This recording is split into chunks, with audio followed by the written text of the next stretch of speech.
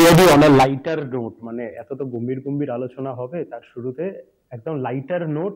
এই শতরূপাদিরা এতদিন ধরে বাংলাদেশি পাকিস্তানি বলে যা চেল্লামেল্লি করছিল, এখান থেকে নজর সরিয়ে এখন একটু আমরা ব্রাজিলের দিকে গেছি। সাম্বা ডান্স, সবাই আমার আশা করি সবাই একটু স্বস্তি নিচ্ছে, যেটা অন্য দেশের গল্পও এসছে।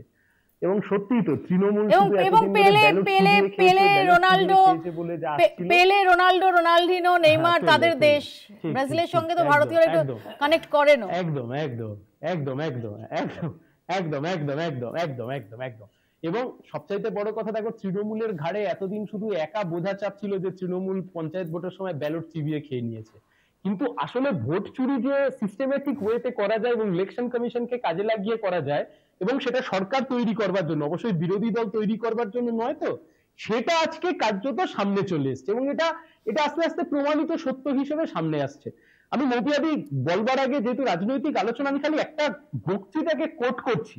কনস্টিটিউয়েন্ট অ্যাসেম্বলির লাস্ট বক্তৃতা, বাবা সাহেব আম্বেদকর, 1949 সাল 25শে November, the grammar of anarchy, যে ভারতবর্ষের যা যা সংসদীয় ব্যবস্থা ব্রিটিশরা আসবার আগে ছিল তা একটা নির্দিষ্ট ওয়েতে নয়, কিন্তু গোটা ভারতবর্ষের বুকে, গোটা দেশের বুকে যে সংসদীয় ব্যবস্থা ছিল, যে একটা গণতান্ত্রিক ব্যবস্থা ছিল, সেটা হারিয়ে গেছিল ব্রিটিশরা আসবার পরে।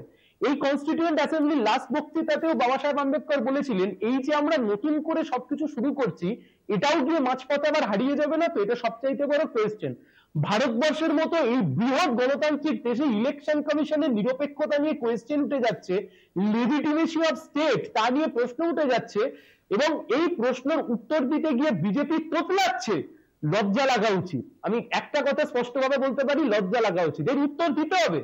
দেখো, একটা প্রশ্ন খুব স্বাভাবিকভাবেই আসতে পারে যে ইলেকশন কমিশনকে নিয়ে প্রশ্ন উঠবে কেন, বা ইলেকশন কমিশন একটা নিরপেক্ষ জায়গা, তা নিয়ে প্রশ্ন উঠবে কেন। আমি তোমাকে এক কথায় উত্তর দিয়ে দিচ্ছি। এক্ষুনি শতরূপাদি বলছিলেন তো যে ইলেকশন কমিশনের বিষয় ইলেকশন কমিশন উত্তর দেবে, বিজেপির কোনো দায়ভার নেই। আমি তোমাকে বলছি, আজকের দিনে ইলেকশন কমিশনার রয়েছেন, তাকে অ্যাপয়েন্টমেন্ট করবার জন্য সুপ্রিম কোর্ট যে গাইডলাইন দিয়েছিল, যে থ্রি ম্যানস কমিটির একজন হচ্ছে দেশের প্রধান বিচারপতি, একজন হচ্ছে লোকসভার বিরোধী দল নেতা, এবং তৃতীয় ব্যক্তি ছিলেন আমাদের দেশের প্রধানমন্ত্রী, প্রধান বিচারপতি, এবং তার সাথে থাকবে বিরোধী দল নেতা। সেটাই বিজেপির সরকার পাল্টে দিয়ে করলো, দেশের প্রধানমন্ত্রী, বিরোধী দল নেতা, তার সাথে প্রধান বিচারপতি নয়, সেখানে থাকবে কেন্দ্রীয় মন্ত্রী। অর্থাৎ বিজেপি 2:1 নিজের মনের মতো লোক বসিয়ে গোটা গণতন্ত্রের ধ্বজা উড়িয়ে দিচ্ছে আজকে। আমি আসবো সায়ন তোমার কাছে, আমি আসবো সায়ন। ডেফিনেটলি এই পয়েন্টটা নিয়ে গত কয়েকদিন ধরে আলোচনা হচ্ছে যে এই যে ইলেকশন কমিশনার নিয়োগের যে পদ্ধতিটা ছিল, যে এক সেকেন্ড